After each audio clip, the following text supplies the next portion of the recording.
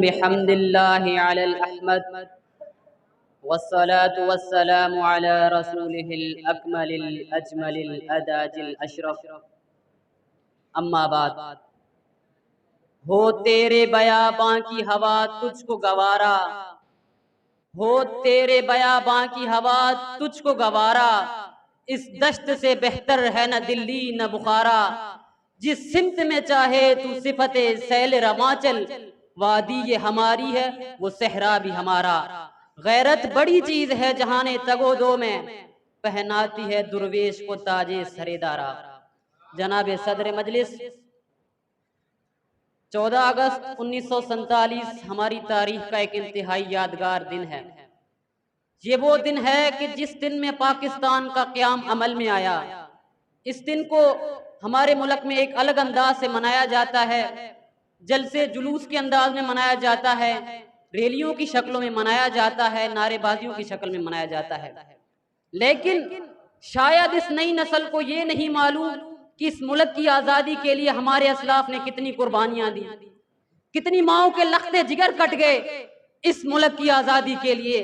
क्या तुमको वो दिन याद नहीं कि जब बरतानवी हुकूमत 1000 साल हुकूमत करने का ऐलान कर रही थी और दूसरी तरफ हिंदू साम्राज्य मुसलमानों से अपनी गुलामी का बदला ने बदली हुई थी। एक तरफ सिख थे और एक तरफ गद्दारे मिल्लत थे। लेकिन इसके बावजूद जब मुसलमानों से पूछा जाता है कि बताओ तुम्हारा पाकिस्तान कब वजूद में आएगा, तो इसके जवाब में मेरे और आपके कायद ने कहा कि पाकिस्तान तो उसी वक्त वजूद में आ गया था जब बर्रे सगीर में पहले हिंदू ने कलमा पढ़ा। चश्मे फलक ने वो खूनी मंजर भी देखा कि जब 1000 मुसलमान एक तरफ पाकिस्तान की तरफ चल पड़े, हजारों मुसलमान पाकिस्तान की तरफ चल पड़े, तो हिंदुओं और सिखों ने कत्लेआम किया। मुसलमान बच्चों को ज़बह किया गया, मुसलमान औरतों को ज़बह किया गया, मुसलमानों के खून से होली खेली गई। लेकिन एक औरत उनमें ऐसी भी थी जो जख्मी हालत में वहां से बच निकली और अपने बच्चे को गोद में लिए हुए निकल पड़ी। और वो इस हालत में निकली कि वो इतनी जख्मी थी कि उसका खून बह रहा था, लेकिन वो रुकी नहीं। हालांकि जब वो 10 मील के फासले पर दूर थी तो उसका मासूम बच्चा भी दम तोड़ गया, लेकिन वो रुकी नहीं, वो घबराई नहीं, वो चलती रही। जब वो पाकिस्तान की सरहद पर पहुंची तो उसने एक नन्ही सी कब्र खोद के अपने बच्चे को उसमें दफन किया और कहा कि मेरे बच्चे, तुझे पाकिस्तान मुबारक हो, मुबारक हो, तू गुलाम हिंदुस्तान में पैदा हुआ था और आज मैं तुझे आजाद पाकिस्तान में दफन कर रही हूँ। सामीने मोहतरम, अगर हमारे असलाफ में वो जज्बा न होता, अगर वो जुल्म जबर के खिलाफ आवाज न उठाते, बगावत न करते, तो शायद आज कराची से लेकर खैबर तक जुल्म जबर का कानून होता, तो शायद आज कराची से लेकर खैबर तक कातिलाना हुकूमत होती। लेकिन उन्होंने कोशिश की, वो रुके नहीं, उन्होंने कुर्बानियां दी। सामीने मोहतरम, मैं पूछना चाहता हूँ, हमारे असलाफ ने जितनी कुर्बानियां दी तो हमने उनके लिए क्या किया? क्या हमारी आज़ादी का मकसद यही था कि हम इस मुल्क में जो चाहे करें, अपनी मनमानी करें? कि हमारी आज़ादी का मकसद यही था कि हमारे असलाफ ने इसलिए कुर्बानियां दी थी कि हम यहाँ पर माओ और बहनों को लेकर सड़कों पर निकले और औरत मार्च मनाएं? कि हमारे असलाफ ने इसलिए कुर्बानियां दी थी कि हम इस मुल्क में रहकर सूद को हलाल करें?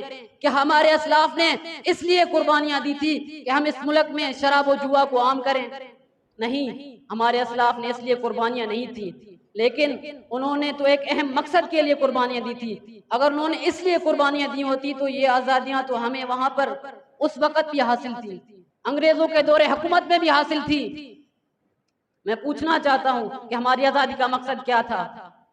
हमारी आज़ादी का मकसद ये नहीं था। हमारी आज़ादी का तो पहला मकसद यही था कि ला इलाहा इल्लल्लाह के नजरिए के तहत हम एक मुसलमान मुल्क आज़ाद करेंगे। हमारी आज़ादी का तो मकसद यही था। हमारे आज़ादी का मकसद यही था कि हम एक मुल्क लेकर उसमें इस्लामी कानून नाफिज करेंगे। हमारी आज़ादी का मकसद यही था। हमने 70 साल पहले ये अहद किया था कि हम इस मुल्क में इस्लामी कानून नाफिज करेंगे, यहाँ पर समाजी मुसावात कायम करेंगे, यहाँ पर इस्लामी हुकूमत कायम करेंगे, यहाँ पर माँ और बहनों की इज्जत का तहफ़्फ़ुज़ किया जाएगा, यहाँ पर इंसानी हुकूक का लिहाज रखा जाएगा। लेकिन हमने ऐसा नहीं किया। लेकिन हमने ये भी कहा था कि हम इस मुल्क से डाकुओं और चोरों का सफाया करेंगे, इस मुल्क से दीन के दुश्मनों को निकाल बाहर फेंकेंगे। लेकिन हमने ऐसा नहीं किया। कहते हैं कि जो कौमें अपनी तारीख से सबक हासिल नहीं करती तो तारीख एक बार फिर उनको वही मोड़ पे जाकर खड़ा करती है। तो आज हमारे साथ भी ऐसा हो रहा है। हमारी नाअहली की वजह से हम आज फिर 70 साल पीछे चले गए। हम आज फिर उसी हुकूमत, उसी हुक्मरानों के नीचे आ गए। आज उन्हीं के पैरोकार हम पर हुकूमत कर रहे हैं। ये हमारी नाअहली है। हमें एक बार फिर ये अहद करना होगा कि हम इस्लामी मुल्क कायम करेंगे, हम इस मुल्क को इस्लाम का गहवारा बनाएंगे, लेकिन इसके लिए हमारे अज़ाइम आलीशान होने चाहिए। इसके लिए हमें कुव्वत अवाम का मकसद समझना होगा, उसकी ताकत समझनी होगी, तो तभी साया खुदाए जुल जलाल हमारे ऊपर होगा। मेरी तो हर दम अपने रब से यही दुआ है कि खुदा करे कि मेरी अर्ज़ पाक पे उतरे वो फसले गुल जैसे अंदेशा ज़वाल न हो। यहाँ जो फूल खिले वो खिला रहे बरसों, यहाँ खिजाओं को भी गुजरने की मजाल ना हो। इस्लाम जिंदाबाद, पाकिस्तान पाइंदाबाद।